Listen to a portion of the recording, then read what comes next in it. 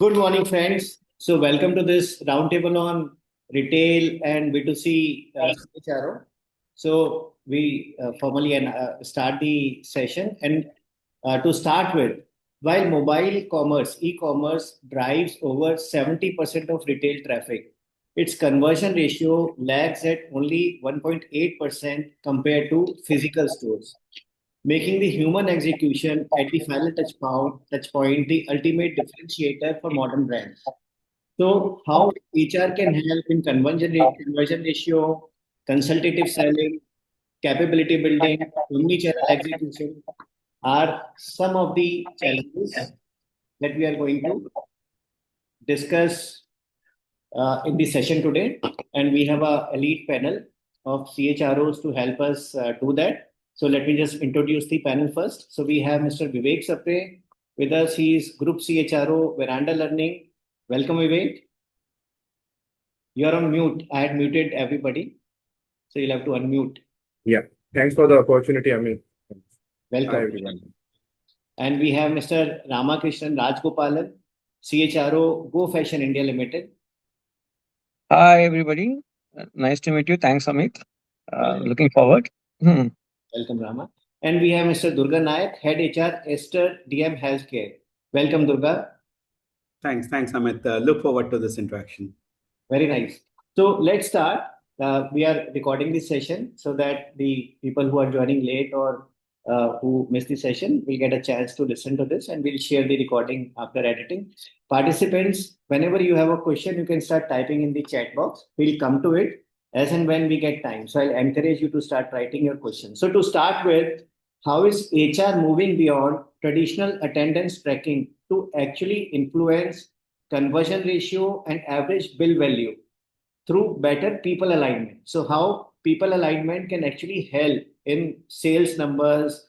And I mean, all of you, you have you were part of my podcast where we discussed these very same questions, but not specific to the retail and B2C sector. So to further continue that discussion, let me please invite Mr. Vivek Sapre to share his thoughts. Please, Vivek. So, Amit, thanks.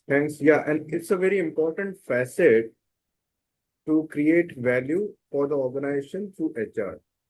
Right? HR takes care of two very important aspects. One is training, and L&D usually falls under HR. And second, of course, the levers of keeping employee motivated through incentives and variable pay structures under reward recognition, comp, and then whatever you call it. These two are very strong tools to allow us to not be just attendance keeper or timesheet keeper in a way.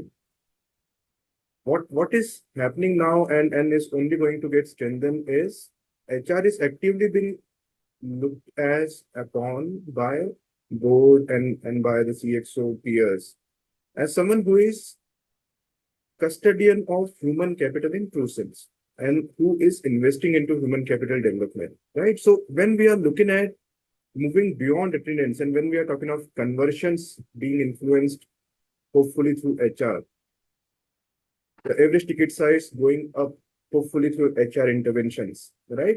Three broad areas. One, of course, is training, functional training. It may be the case, like some of our businesses and my past experience wise, I can tell that it may be the case that at times encouraging sales business owners, say head of product, head of sales, to be the key trainers, not trying to keep everything to yourself and not be effective at it, but be great facilitator and allowing it to disseminate in a better way. In virtual connects, in recorded programs, if not always in person. That is a good way to pass on the subject matter experts' key insights to a new joiner in functional training forum as well as in refresher. So I have always been very pro it rather than limiting everything to in-house L&D person or in-house training person. It has helped create faster learning curves and it has helped create, you can say, productivity or incentive thresholds being reached early. That helps with attrition control as well.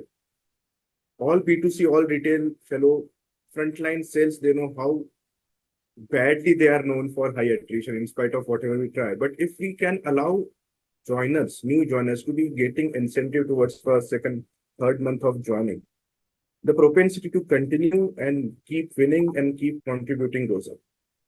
Second very good enabler over here is incentive structure, which is largely for entry and mid-level profiles, at least in the setups I have been part of, and it has been part of design to keep it that way, so that that month or that quarter's number is what they are more focusing upon. A counterpart of it is leadership team, who should not be just focused on that month, but value creation, capability development, and thereby they should be on end of year reasonably good variable. That variable should be reasonably 15-20%, if not higher, of fixed. But again, coming back to incentive.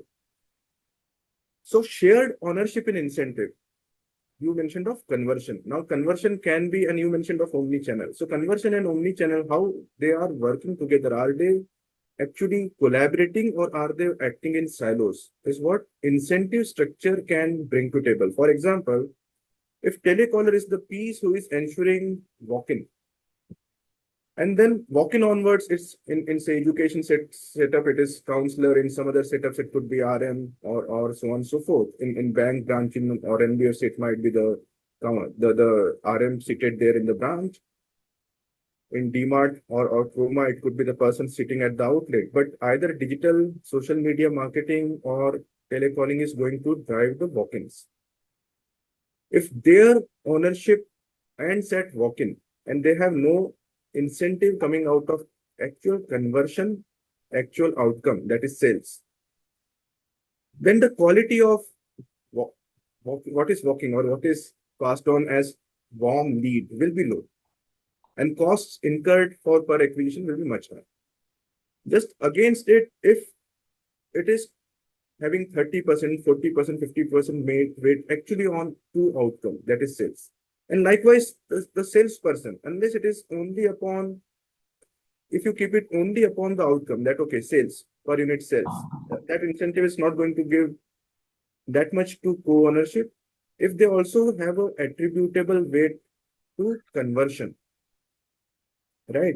Like 40% of my incentive is basis certain conversion rate, below which probably I may take a hit, or it can be a booster. If you don't want it to be a negative reinforcer, let it be a positive reinforcer. It can be a booster that, okay, if your conversion rate is above average conversions, you'll get another 25% extra over and above your incentive. So that's collaborative way I have seen to be very effective. Then the two groups don't work in silo, they in fact start communicating. What's going wrong will not have to be initiated by management. They will start doing it themselves. I mean, sales head or product head will reach out to their customer service or digital marketing counterpart, not as a requester, but more at a level playing field. And likewise, the other side will come to them that your conversions are not good. Mine are okay. I am getting you walk-ins, right? So that collaboration and problem solving and problem identification before that it gets better and better. And as I was mentioning, variable a sizable variable towards end of year, waiting for leadership team, linked to goals and performance, of course, is what allows them to be thinking not just for that month, for the quarter, for the H1, for the coming year ahead. And thereby it will be truly invested upon capability building, not just firefights. For firefights, you have mid-level. Correct. For getting the onboarding, you have frontline. Leadership, if it is also into firefight, then who is going to do the capability building, the one of the aspect you were mentioning, right? So these three things I believe are very, very strong levers which HR controls and can create a lot of value. Average ticket, likewise, can be a factor in incentive. I have seen it work very well. A new product introduction or a higher variant, premium variant of a product, garnering more incentive to you, propels sales towards that, sales force towards that. And if there is no incentive like that, you are used to your comfort zone, you are used to products, you will continue pitching them. The motivation to learn something more about what is being launched or rolled out will be less. And thereby what is selling easily will continue to sell off, right? And new introductions will get a backseat. So that is how I've seen them work better. Very interesting points, Vivek. In case you want to share any example, you can do that. Yeah, sure. So like Shortly, very shortly. yeah. So like counselors in our setup, we have multiple lack of database to tap to come, be it for higher ed, next education of yours, be it for CACS entrance kind of. So database is very high. Unless we create avenues that you actually are getting warm leads and walk-ins, we have to have this shared ownership.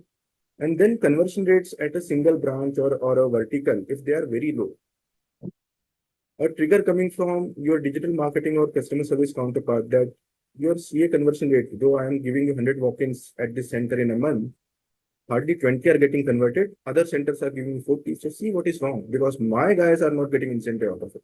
Right? The moment the communication starts going on these lines, things improve. And organically they improve, not triggered by management on your own. You improve. Very interesting points. If I would now invite Rama to share his point of view. Thanks, Amit. So, in fact, when we look at the retail customers today, are very different from 10 years before. Okay, while the choices that we have, local and international brands, and they are also like evolved. The customers are evolved with respect to styling, with respect to pricing, with respect to occasional based buying. So the customers have evolved. So while connecting that outside evolution, then comes the inside HR statement. So HR cannot wait for a monthly review to happen or a quarterly appraisal to happen. For us in our organization, HR takes part in our weekly review meeting with the different RMs in this country. So what happens here is like the HR has to enable, they cannot have one set of policy for different region or different stores. So we have different set of businesses. Okay. There is an exclusive business outlet, there is a multiple business outlet, there is an LFS plus online, and we have mall stores in Main Street.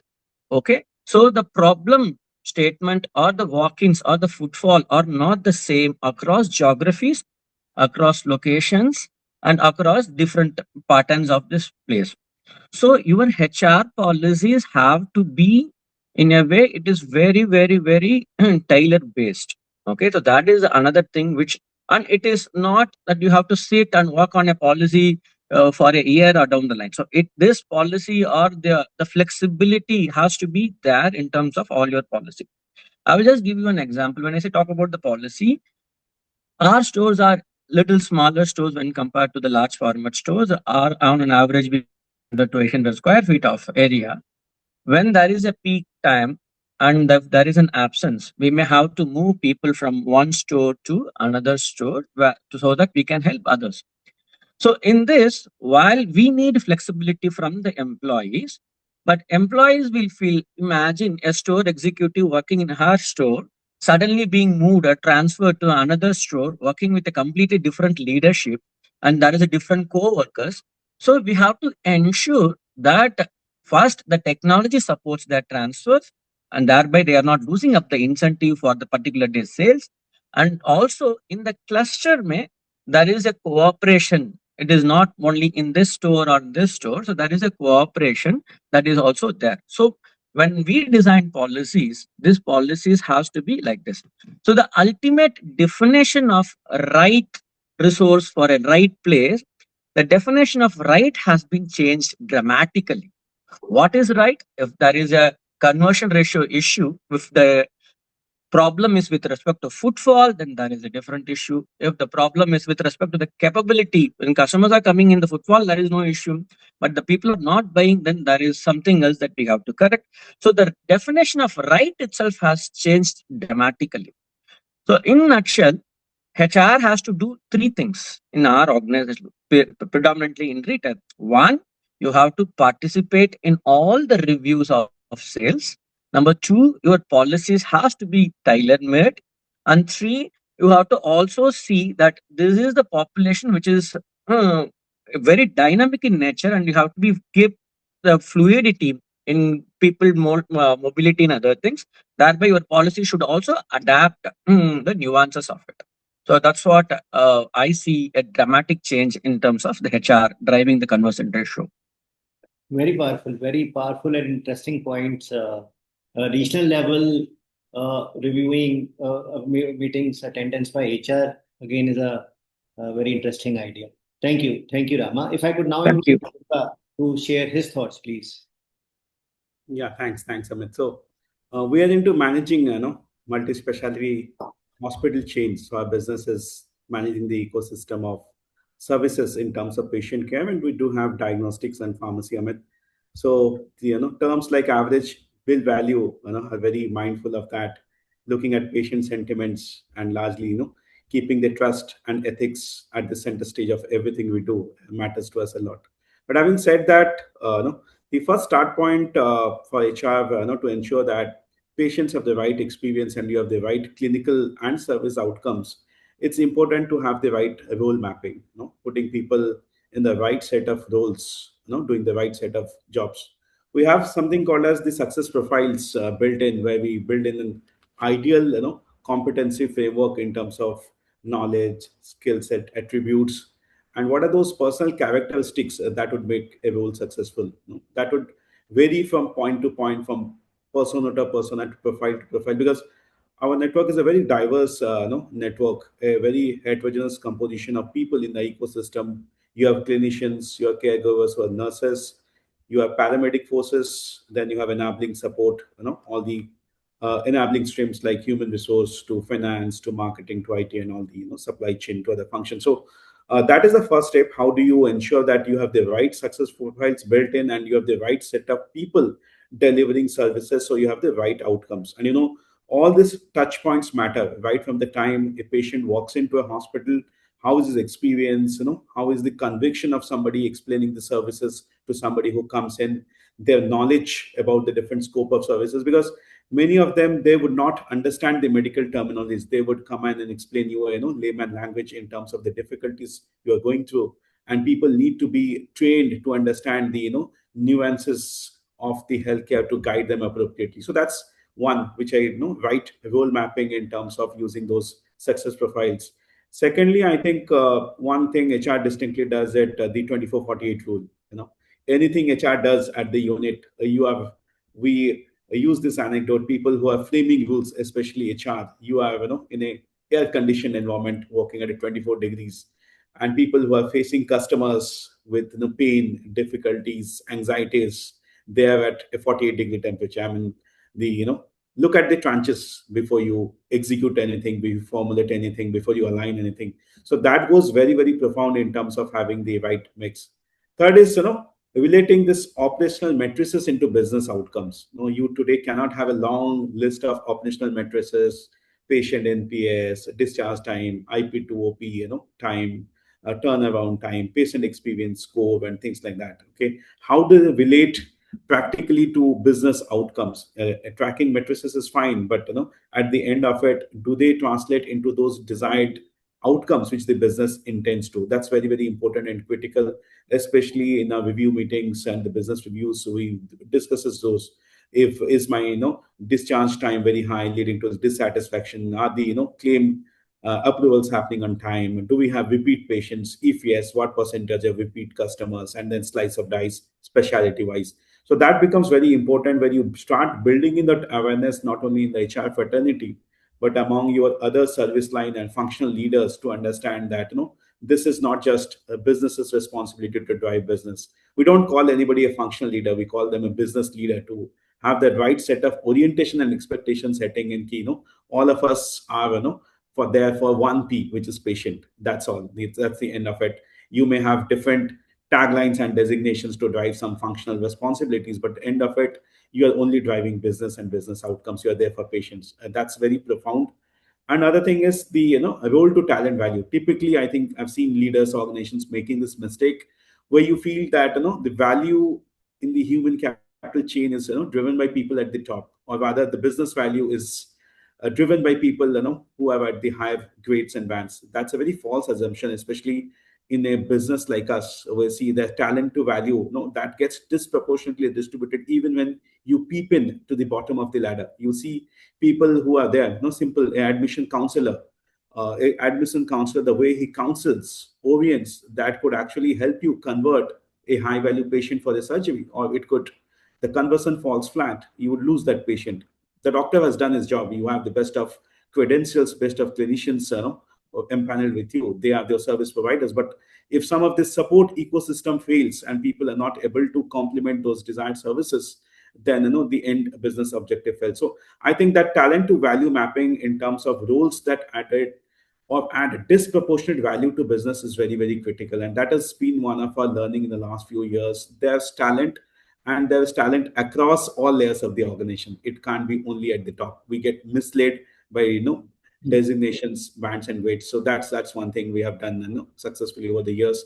Other thing, I think my colleague Vivek was talking about it. Yes, we do promote short-term incentives, largely to roles that are beyond the hospital field, in terms of physician connect, people who are meeting doctors, expanding the periphery network. But I think we are a little sensitive. I spoke in the beginning, in terms of using terminologies, so revenue, average bill value, and thing, commercial terms. That's highly affects the sentiments of the end users. But at the end of it, I think the human drive and ambition to performance inherently remains the same. You need people have some motivation. Why do I perform? So especially roles that have high performance elasticity, that you need to have rewards disproportionately derived them. You can't have a cookie cutter approach in terms of rewards, treating a pharmacist the same way you would treat a nurse, and not treating your admission counselor the same way you would a cath lab technician would do. So I think the rules of the games are changing. We are exploring that way in terms of introducing short-term incentives to roles that add this disproportionate value, and which where we have got that headroom to make a difference in terms of revenue. So I think these are 4 or 5 business parameters, and we encourage everybody to part of business, be part of business meetings, understand the business, understand the value chain, the revenue contributors, the cost streams, the profit and segment line. So I think largely, that's a job in terms of the softer dimensions of propagating the right culture and communication across the organization that drives outcomes. Very interesting points, Durga. So all the participants, all the attendees, in case you have any question, you can start typing in the chat box. So we'll come to it towards the end of the discussion. So don't wait till later. You can start typing right now. So coming to the second point of discussion now, to give the context, set the context. See, when I was young, there were hardly any buyer choices. It was a scarcity market.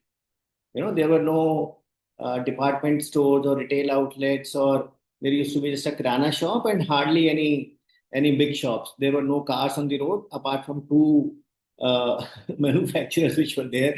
And cut to now, when the customer is spoiled for choice, that is one. Secondly, the attention span of the customer, whether in a retail outlet, because in a mall, there are so many things attracting, and he has a limited wallet size, money in the wallet, and online also. So while shopping also, he'll get pinged 10 times from the Pizza Hut, from the food outlets that, okay, welcome, you are here, you get 10% off, come to our outlet, all those things. So what specific capability building approach are you using to transform order takers into consultants who can drive growth in a volatile market? Because now no longer it is that you just come out with a menu with the price and the object, the SKU. Now you have to do the consultative selling, because that is the one differentiator. So how are we building this capability? What measures are we taking? So could we have some thoughts on that? And to start with, if I could invite Durga again. Yeah, Amit, thanks. I think, yes, we are into healthcare, quite sensitive in terms of the patient sentiments, in terms of outcomes, and the general public perception about hospitals. So quite mindful about that. But I think the underlying dynamics, Amit, remain the same. If you have to be a successful healthcare provider, you need to have built-in trust, reputation, your brand, your ethics, and especially how do you confide confidence in your patients coming in. That's very, very important for us. Secondly, yes, we also challenged with competition, a lot of external disruptions. You read every week there are big announcements happening with a lot of players entering the markets. But what is that really makes it sustainable? No, our biggest realization is yes, you could have infusion of capital, technology, infrastructure, but coming back to your question, yes, it's the talent. It's the talent that's going to make a difference, and there is scarcity of talent. So the biggest learning is how do we invest heavily as an organization in customer-centric communication capability building, right? How do you have people at all layers of the organization talking, and giving the right set of information to your end users, the patients in healthcare? Trust influences patient continuity and treatment conversion. As I said, awareness, they will come with a lot of queries, and they will need a lot of help in terms of guiding them to the right channels for the right decision making, and building this operational matrices and building business awareness into non-commercial roles. That's very important for us. How do you bring in this commercial sensitivity into people who are not into such roles? Let's say billing, front office, guest relations, patient experience people. So we tell them, we orient them. No, it is not about a patient coming in and going out. How does it really translate into business and value outcomes? Your discharge time, the time, your patient net promoter scores, your IP to OP conversion rates, the conversion from procedure rates, the repeat visits which I was talking about. So building, I think, commercial sensitive and making them building that business acumen across people who are servicing customers. We do something called as the frontline obsession every month with different cohorts of talent within the organization, nurses, paramedic forces, the enabling forces like front office people and all. That's a very direct connect with leadership and business. What's happening, understanding the pulse in the ground, empowering them to take decisions. Because today is a Sunday and a patient walks in with pain and complexity, you really can't tell him, I need formal approvals to do this. How do you empower that people, in terms of rapid decision making, quick decision making, empowering them with the tools so that they have the right set of information given to the customers? That's very, very important. And the other thing, Amit, is the advent of technology and some of this, I would say, digital capability tools and channels coming in. So with all this automation happening, we have the added advantage of tracking the patient journey. We have something called as the Aster Digital Health. That's one segment that's completely into the digital investment. So we have something called as the digital fundo. Now, patients don't come in conventionally through a physical model now. So how do you service them? How do you give them the right information? And this vertical tracks the entire patient journey. We call it the journey from illness to wellness. So you have all information available with you, and there's a dedication section called as the Aster Virtual Care. So you track patient journey, care continuum, care pathways. You understand the patient history, the choices, and it doesn't even end there. So no, you coming back to your point that they're not just transactional service providers or order takers. They have all this added data insights. You are turning them into meaningful information and guiding all your end users right through mapping their history through this added AI tools and some of these technology platforms we have built in. So those are some of the things largely impactful when it comes and the rubber meeting the road. We see the difference translating into right business outcomes. Very nice, Durga. Very relevant points. If I could now invite Rama to share his point of view on this. So when we talk about capabilities, the more important thing is like for us, it is not only through training. First of all, we fix ownership. Okay, while designing itself, what we have done is like for us, each store itself is a different entity altogether. Okay, and it has its own P&L. In that way, if you look at, we have sandwiched both business as well as people across different layers of ownership. So I will just elaborate a little. So we have a layer of store executives, and these people report to the store managers. Store managers reports to the area managers. Area manager reports to state heads. State heads reports to regional managers. And how is the sandwich that is happening? The first layer, which is the store executive, who will manage people. When I say people, they are the customers. Okay, these guys are responsible for the customer experience per se, whether to servicing them, to build a relationship, making a conversion, whatever it is that happens at the store level. Even there could be some window shoppers also. Still, they own the people, but they are an external people. That is the first level of sandwich that we have. The next level, which is layered with the store manager, who is who will be acting as a CEO of the store. He manages the complete business of the store. Okay, he not just managing people or the customer. He ensures the VM is being in place, the inventory is in place, and the store look and feel is good. So he has n number of operations in his hand. So that's where the business layer that is being formed. Okay, then the area manager role, where he is responsible for the people once again. You have customer, now the business, then now the people is coming in.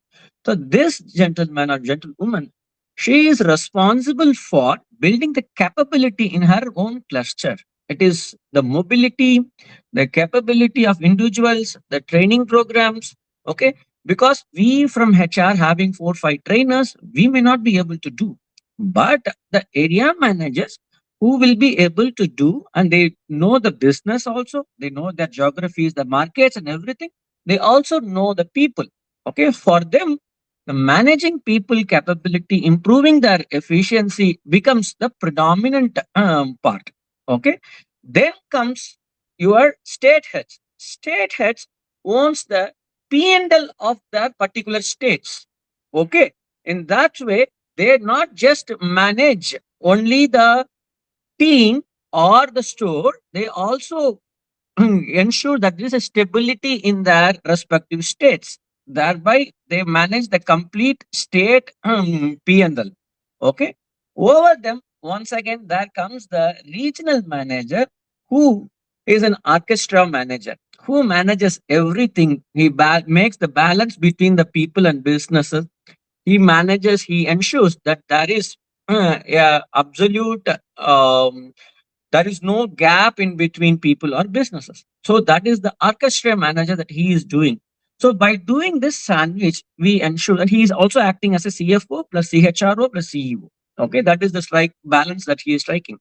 So while we designed this, and we also create our learning modules or whatever the interventions that we do in terms of learning or development, we ensure what we are giving to different layers. We give the clarity on their roles and what their primary responsibility, while business is always there running behind. The fluid, the blood is the business, but however, we ensure that all the parameters are balanced through their ownership. The ownership is the only key, because we having an 800 stores across country and being present in 2,200 stores across in large format, nobody in HO level, we cannot manage this entire flow. So it is the ownership at the store level, at the regional level, at the area level, they have to build. So that is the primary thing that we do. From there, we build capability, and our HR business partners, along with the area managers, we define. And once again, as I mentioned in my earlier question, it is all tailor made. We don't have one capsule for every treatment. Okay, so that's how we build capability, and capability goes across, and then we have a promotional policy or an increment policy, or even from a buddy point of view. So there are a lot of avenues that we try and we use and we change frequently. So that is how we build capability. Very interesting, Rama. If I could now invite Vivek to share his point of view. Yeah, sure, Anuj. So, as we all know, education sector decisions are for a student or their parent usually a high involvement decisions. Correct. The price point is also quite high, right? Either it will be 5 digit, at times 6 digit, and if it is study abroad, probably 7 digits, right? So, invariably, when we are looking at order takers to be taken up the ladder and made as consultants and capability development around it. Of course, goes without saying, training is an enabler to it, and giving the right content, making them all the menus available is part of the game. But what we are increasingly doing is, rather than waiting for student or parent to walk into our centers or for them to reach out to us, without taking it in the shape and form of sales initiative, we are reaching out to students. going to market, going to customer in real sales. So across our businesses like schools, colleges, study abroad, test prep, which is for entrance exam coachings, what we do is usually we call it by different names, career counseling and so on and so forth. So if someone parents are in play school, I mean their kids are in play school, reaching out to those parents for our school admissions. Likewise, towards 10th and 12th pass, reaching out to them about various career streams. Of course, ultimately making them our funnel, introducing to them our brand. But this outreach is very counselor-like, very consultant-like. We are telling these career options are there. If you want to study abroad, these universities, these colleges, these economies are wonderful. If you want to get into which board, CBSE, ICSE, these decisions, what are the pros and cons of various boards? And so it is now being made part of your goal sheet. It is not just that you are sitting in the branch and managing the business through walking customers as a counselor or the upwards hierarchy till state head and regional heads. You are supposed to be outreaching customer. And it is also being facilitated by our digital teams by creating wonderful podcasts, webinars, seminars. So online, offline, both ways, we are creating our workforce, sales workforce, which is kind of becoming a counselor or a consultant. So right training, right modes, brick and mortar, counseling, online counseling, and making it part of your goal sheets.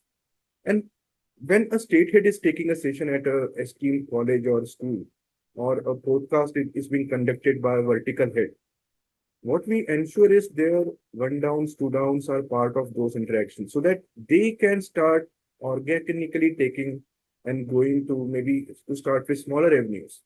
If not a esteemed prestigious school, start with a school next door.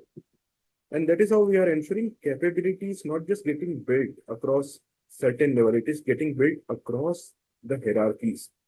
So someone who is now sitting at the counselor's, as in branch or center's reception table, has been seeing students across 10th, 12th college, and now knows what is at the back of their mind when they walk into your center asking for, can I prepare CA? Can I prepare government entrance exam?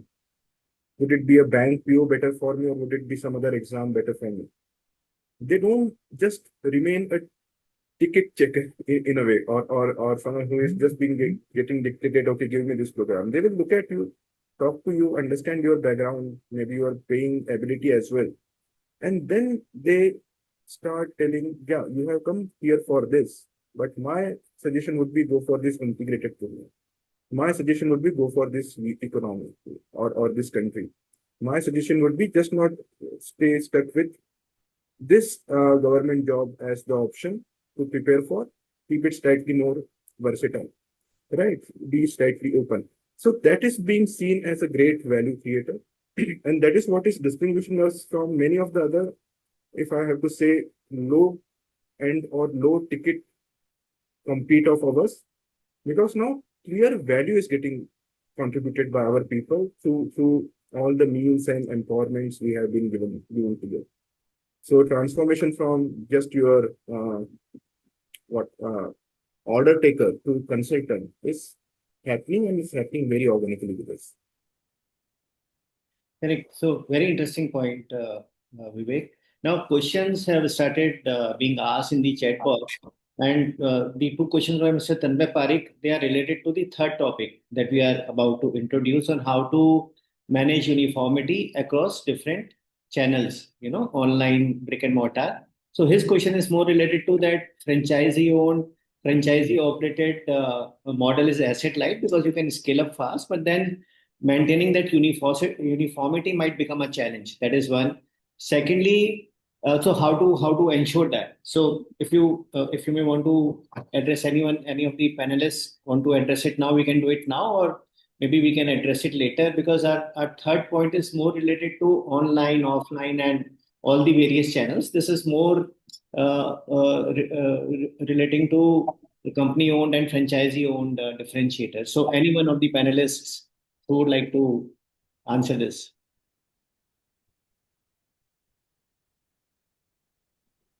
So maybe let me take the question. More than for our business is on more COCO model, okay? Company owned, company operated.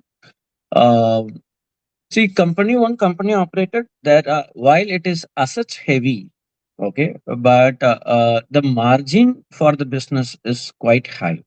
Okay. And the HR has full control in terms of the manpower, in terms of like our plannings uh, for capability building or any initiative for that matter. It goes very well over here in COCO model. While I say this, we are also having another format called large format stores where our brand executives are present in the large format stores like of Reliance Retail, Pantaloons, Lifestyle, like that. Okay. There our brand executives will also contribute to the other brands because it is a shared model. Okay, the brand executives will not be working only for you. At times, if you are on a weekly off, your employees are on a weekly off, the other brand executives will support your staff. Okay, so that's where it becomes little tricky and challenging for the employees. Okay, so people working in large format stores, which is typically your franchisee model, I can relate only to that. So there the motivation level will be little lesser, or you will be getting a different challenges altogether because you don't own the place, but your employees are in your role. Okay, that's where the importance of HR plays a very critical role. Okay, so you have to have some means of constant communication, a touch base, because they are not in your brand. Okay, but still they are working for your brand. Okay, so they have to have the communication with the HR very frequently.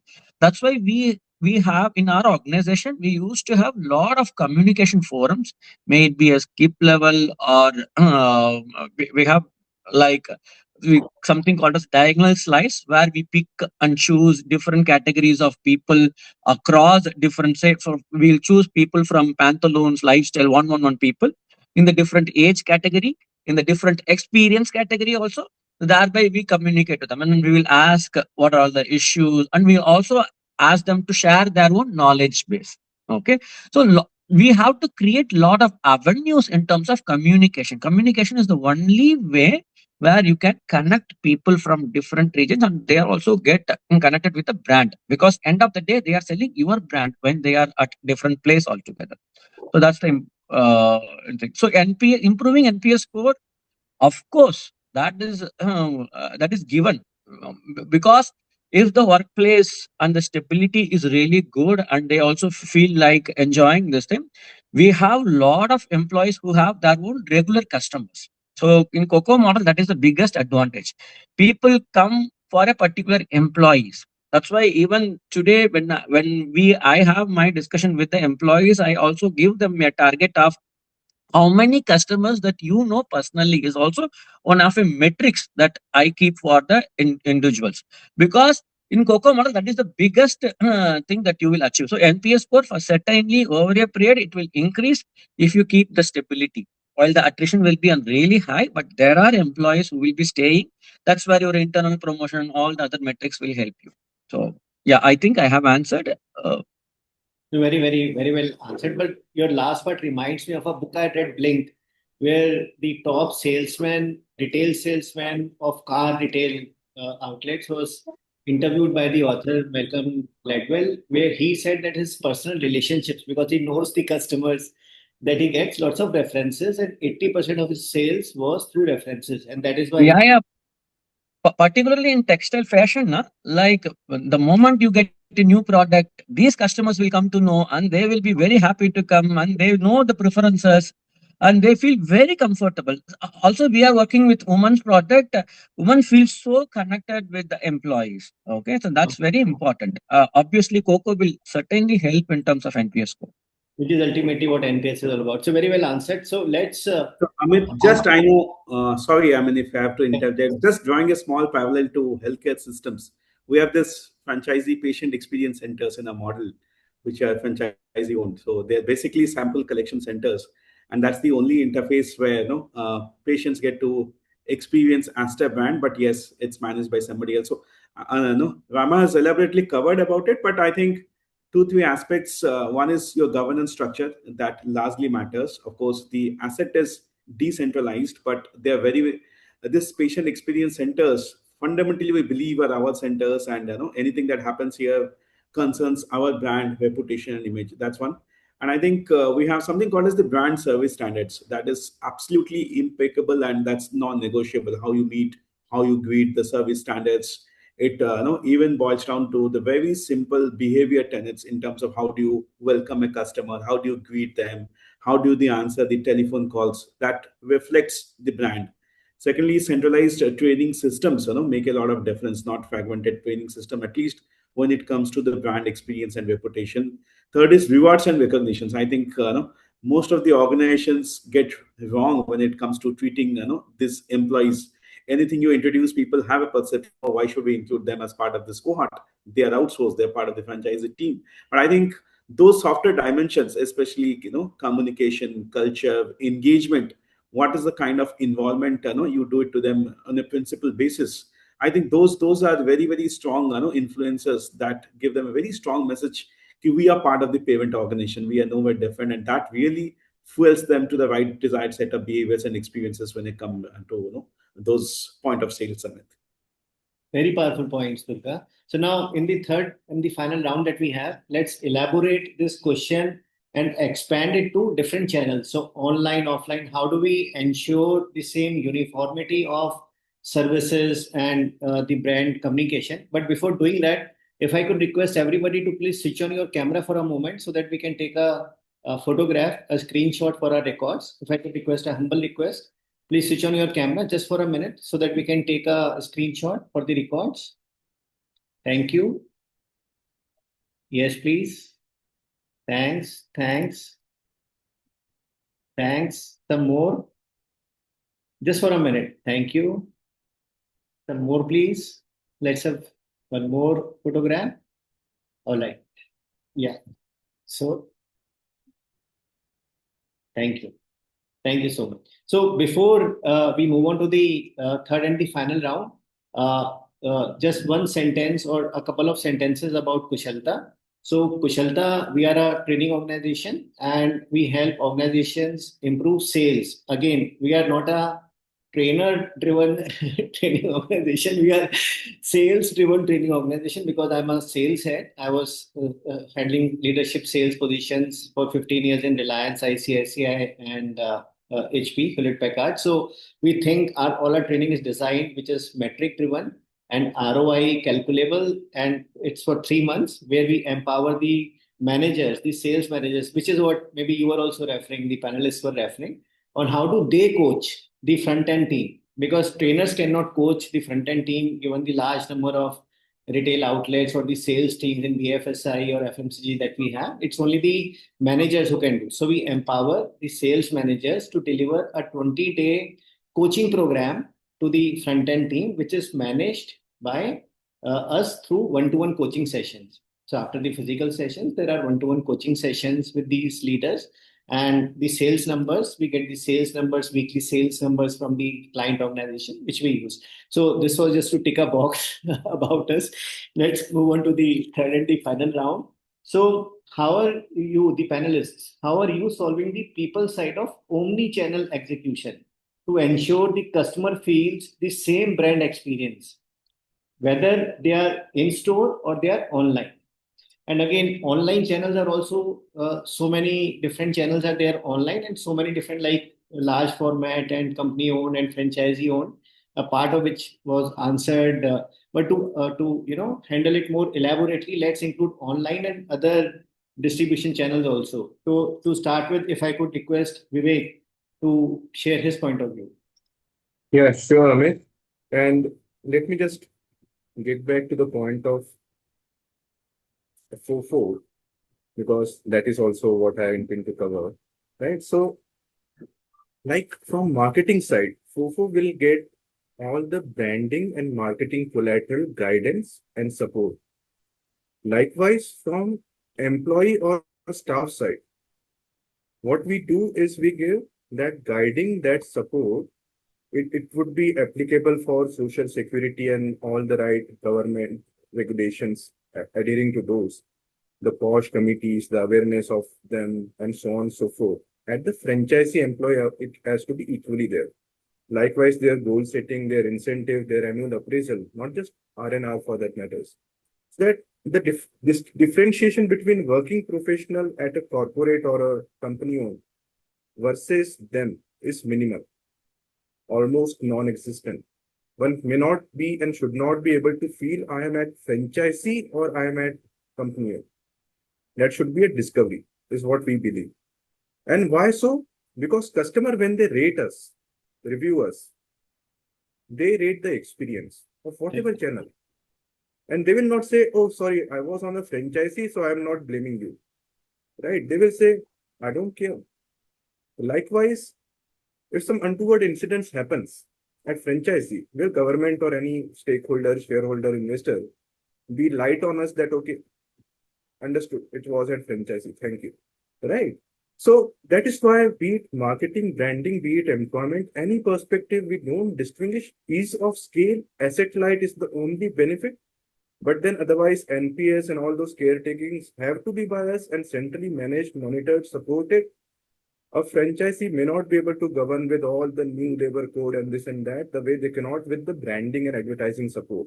Right? That's why we are there for. And that's why we take what we take from them. Right? So that is one important channel for our brick and mortar piece across businesses. Along with that, of course, online, offline, all various ways. Now AI agents, they are doing telecalling, then WhatsApp, they are bombing you day in, day out. And everyone is trying to either do a walk-in or help with conversion. Right? So what we intend to do is communication to customer is very, very uniform. It should not happen. Madam, when I got the phone, I was told this is the price point. Now, when I'm walking in, I'm told this is the price point. Right? So for us, it is very important what is being trained, taught, administered by HR, by business, by marketing, by product, not just HR. Is uniform. AI is getting communicated what it has to convey. Same thing is being communicated to WhatsApp, whosoever is managing the WhatsApp channel. Same thing is in podcast and YouTube channels. Same thing is going to the counselor who is at that front admission desk or reception desk. And this uniformity is ensured centrally. So that buck stops centrally. It cannot be that, okay, this franchisee was under this state, so this state head missed out. No. Ultimately, all the back end support, content, and its delivery is getting controlled by us. So anything related to employee training, ultimately, even if it is being done by trainers, the sales profiles, the way you do in Kuchalka, they are being done by them, but ownership lies with HR. Because L&D and training and capability development ultimately buck stops at HR. So that is how we are trying to ensure customer should get very same communication across. The way marketing ensures you walk into any center, you will see the same brand, same logo, same way of positioning. We ensure you will get the same communication coming from our employees. You get the same escalation channel. If you get stuck somewhere, grievance is to be raised, you get the same option communicated at any of them. Right. And addressing of any customer grievances also is very important part, and we do training towards that also. It is not just, okay, you have a email ID or a phone number, please go on that. Even at branch walking, there would be people enabled that they can do this grievance handling and some basic level of approvals to any, say discounts or any, I would say, okay, we understand this was wrong on our part, so refund. Those kind of things are empowered at center levels as well, to allow uniformity of experience and know where they feel we were being fleeced. You told me X and you did Y. Yeah. Thank you. Thank you, Vivek. Rama, could we have your perspective on this? No, it's very interesting. While thanks to Vivek, he has touched upon many things with respect to marketing and this thing. There is a human concern is also there. Like, say, for example, I will talk about all the four channels that we operate. Once again, EBO, LFS, MBO, and also online. And nowadays, customers, as I initially said, like they are very much evolved.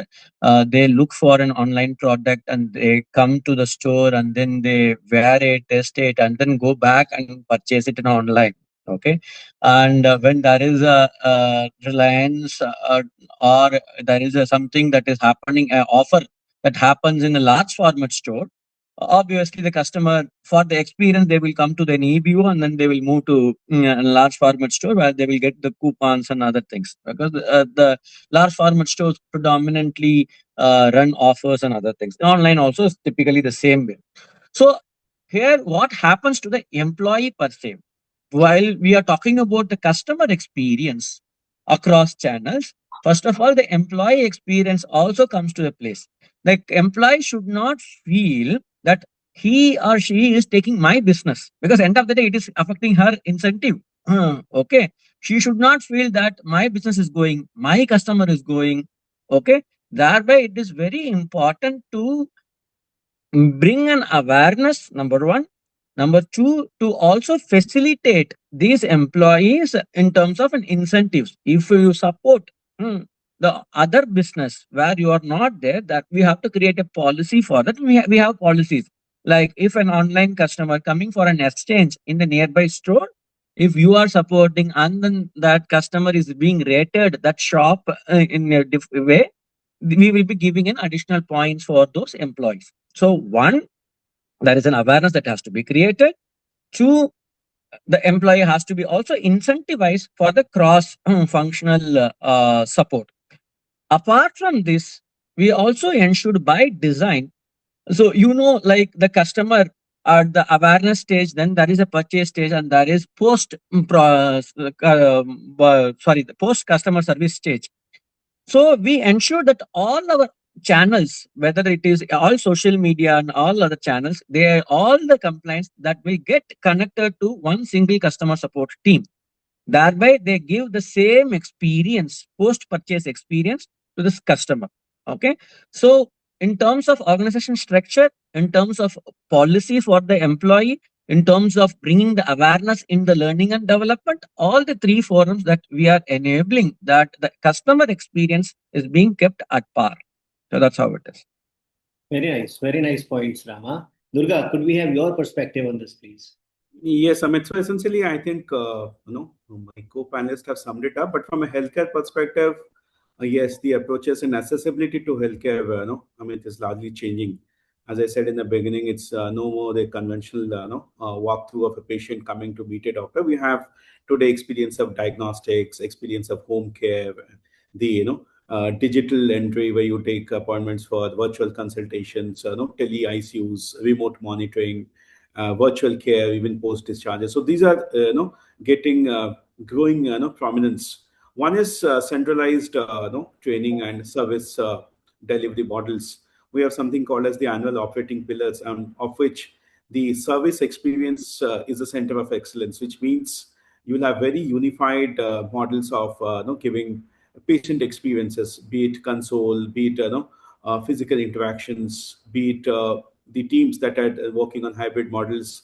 So there's a big shift in terms of redesigning capability building for hybrid care delivery. Means you cannot look at physical and digital service delivery models very, very differently. A care coordinator must know how to engage compassionately with the patient, at the same time navigating the complexities of managing digital tools, virtual workflows, and patient engagement models. So that's one of the big shift we have to trend with current times.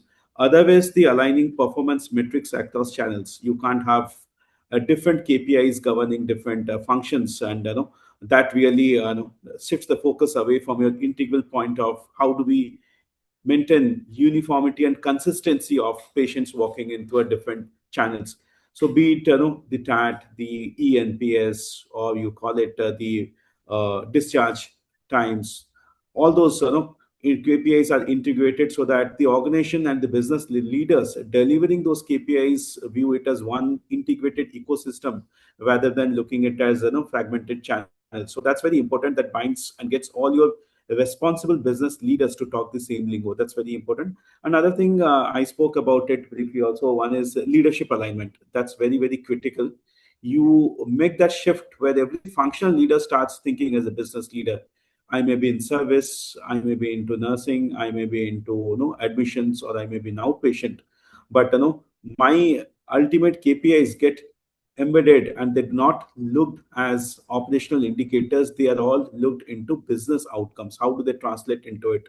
So I think that leadership message also is very, very important, where all your key leadership, at least your managers and above, they start taking ownership, and we call it the AMP framework, the accountability, motivation, and the purpose framework, that emphasizes on some of the softer elements of communication, culture, and service delivery models that ensure patients coming in to have one unified experience. So largely, Amit, I would say leadership message, tone, and that alignment is very, very crucial and critical in terms of giving a seamless experience to patients.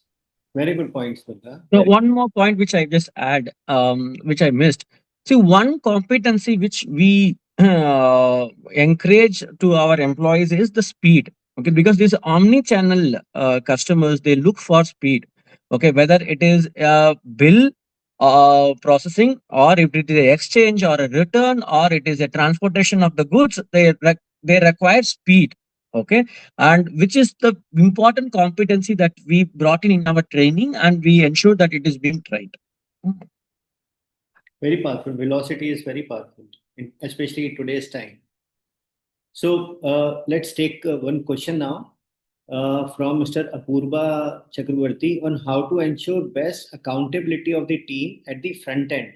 I think more or less it has been answered, but just to add to this, under such diverse business processes. So any of the panelists who would like to take this question? Like at the start itself, Amita had mentioned, what we do is across value chains of customer acquisition, we try to build shared ownership by having shared incentive goals.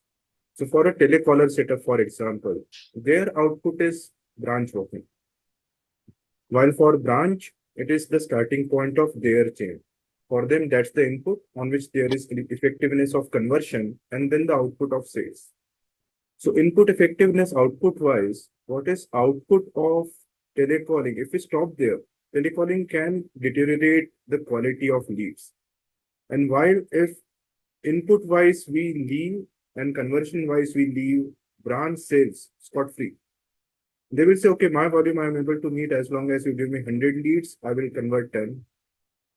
While it should have probably happened with 20 leads itself, right? So that is where shared ownership, conversion rate outcome will have certain weight in incentive of telecalling, and conversion will again have certain weight in incentive of sales counselors and all. That will ensure that conversion is what they worry about, not just end outcome. Both the teams are talking about conversion, and thereby taking measures at their respective end, sometimes stimulated by their counterparts, right? And yeah, so this is what probably, and this helps to bring down, when we have the incentive structures made this way, this helps to bring down attrition, not having incentive caps, having good training, making people reach the learning curves fast so that they get the incentive thresholds fast. And I'm a big fan of incentive, not because there are no other tools, but because the segment this incentive is addressed for is between 15K to 25K monthly salary. For them, that 10K, 20K, 25K is very important. If you are going to give 3 months, 6 months to make them reach that point from joining, the last point, which is there raised by Malvika, is going to continue to happen. Attrition is going to continue to happen. But if from the 45th day, the person can start getting incentivized, and that incentive is not with cap, they can actually earn more than their team leads. Very low reason remains beyond very obnoxious culture for them to start and continue looking out for. Right? So this is where incentive, I believe, is a very popular, good tool we have. Supported by good training, we can ensure even in very high propensity in attrition propensity roles, we can control it very manageable, make it very, very manageable. Yeah. You're on mute, Amit. Very powerful point, Vivek. Durga, Rama, would you like to add? or you can answer any other question which is there in the chat box also. I think, Amit, I will take the last one, though it pertains to retail. I know they're grappling, with attrition challenges, and the experts to probably, substantiate. We do grapple with the nursing attrition. It's a known fact. Nurses come in, spend early time with the institution, and by the time they're trained, ready, skilled, and they are tuned to your ways of working, they move on.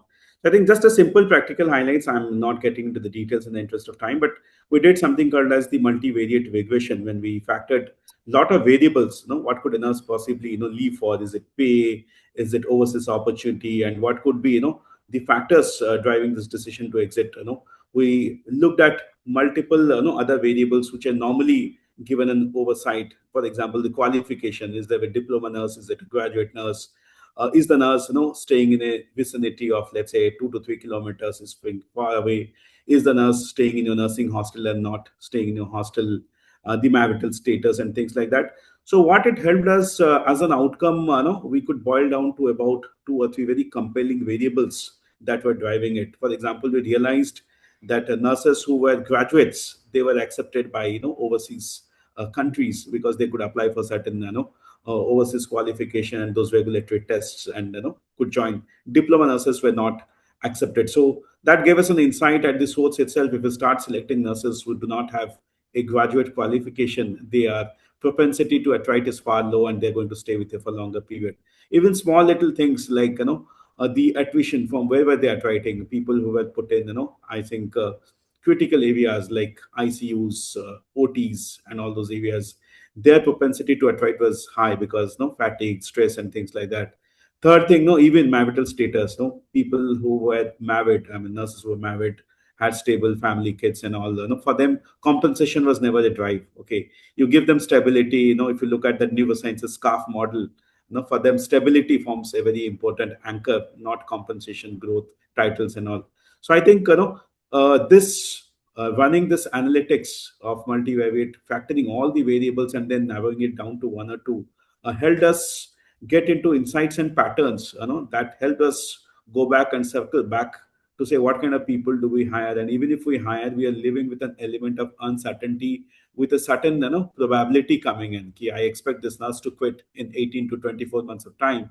That feeds me as genuine inputs into my workforce planning and strategy, as developing a bench succession and things like that. So I think those insights were largely helpful to us in terms of identifying patterns, getting into insights, and making very conscious data driven decision making. Otherwise, all this while we realized it was more than I would say, no, guesses, instincts. So this was far more objective and Very, science based. very good points, Durga. The last point was very interesting, using analytics to predict the prospective attrition. So, Rama, your thoughts on this, on any of the questions or the two questions? So I will take the last question first, and then let me see if I can answer the rest of the question. See, when we look at the attrition in retail is a given thing. But what I'm seeing a pattern is like there are two things which predominantly forces an employee to move out. Okay, one, the work environment; two, the money part. Okay, money, Mr. Vivek has touched upon on the incentive. While we talk about incentive, there is a very important point in giving that incentive is the right target setting. There should be a scientific way of target setting that has to be there. Many times in sales, particularly in retail, what happens is like, what is the last year achievement? Over 5%, and they don't understand the market. They don't understand what are the good or bad days that are coming in. They just straight away calculate the 5% or 10%, and they put the target. End of the day, end of the month, the people will not achieve their KPIs, thereby there is no incentive. So that is a very important part where the HR can also contribute, whether the targets have been set scientifically, and you have to collaborate. That is number one. So incentives is the best tool. That is how this market drives. In terms of the work environment, what I am seeing, particularly with respect to the fashion industry, retail, two things that any employee looks at. One is the respect. Okay, how I am being treated by my store manager or by my department manager. Okay, that is the respect that calls for. Okay, while people jump for salary, they also come back in terms of like, well, those people are treating me completely different, and here I earn that respect. That is the one important thing. Other important part is the security. Okay, particularly ours is a woman force, which is predominant. 57% of our workforce is women. They want to secure. There is no posh that has been there in the store. That is where the security comes a major picture. Okay, people will not jump just for 500 rupees or 1,000 rupees, and that is how the market is being. Okay, so if we ensure these two aspects in terms of the environment, and then we ensure the incentive that is being done, trust me, and if you have a good career growth for a long tenured employee and he is also a talent, I don't see that this is a pattern that is going to be there. This is what for the last question. I'm just moving to the another question. Should organization customize to increase conversion rate? Yes, it has to, because nowadays everything is being customized, whether your food, or if it is your dress, everything is being customized. Likewise, the organization has to customize for different age brackets, different customer profiling, and your policy also has to be customized. So that is one thing that I just want to say. And how to ensure best accountability of the team at the front end under such diversity business processes? Accountability, I think many people have touched upon. Accountability is first, they have to know what is their job description and how it is getting impacted at the overall organization's level. Very easy at the sales force because they are driven by number and volumes and market share. So it is very easy. And only thing is like whether they have the opportunity to expand themselves. That is the one part. Yeah, that's all from. I think I have answered. Over to you, Amit. Thank you. We have exceeded the time by, so Dr. Sharmista, you have some question you want to ask? No, I don't have any question. From the manufacturing perspective, if you want, I can just add on to a few points if that time permits. Sure, 1 minute. You have Okay. So from the manufacturing perspective, because I heard from the retail perspective, although the question is from the retail, the context is, but to add to manufacturing perspective, I think the attrition for the frontline employees like operators, technicians in our kind of industries often driven by better wages, location shifts, contractor movement, transport issues, supervisor, behavior, growth expectations, all of that. And we as HR, we can reduce attrition by building a early warning attrition system. We do not have to wait for the resignations. We kind of track indicators like in terms of absenteeism, late coming, or overall equipment efficiency contribution, frequent leave requests, in advance the gate pass movement, PF transfer inquiries, all of that. So we create monthly attrition risk dashboard plant wise. That is one. Second is we strengthen the shop floor connect programs like weekly HR rounds on the shop floor, skip level interactions by the plant head, voice of employee meetings, tea sessions, all of that. And we identify the critical skill positions. That is, we map the critical roles like composition, molding operators, injection molding, because I'm from V Form Technopacks. So we are into bottle caps and closures. So these kind of technologies like, maintenance technicians, tool room personnel, all of that. So critical role metrics for us, we prepare a critical role metric in terms of the position, skill level, backup availability, and attrition risk. And we also improvise supervisors capability in who may exit. Many exit happens because employees leave the supervisors, not the companies. We all know we don't leave companies, we leave our bosses. So we train the leaders in terms of the skills like communication, respect, behavior, conflict handling, all of that, which is common for any industry. So attrition by supervisor report can reveal hidden issues. So these are the few things. I mean, there are a lot of things that we do, but these are having the time constraint, I would be able to answer this. Nice one. Very good points, Dr. Sharmista. Thanks. So thank you, friends. Thanks for joining. Pleasure. Very grateful that you could spare the time, and thank you for the big thanks to the panelists who could join. Thank you so much. Thank you. Thank you, everyone. Thank you all. Thanks.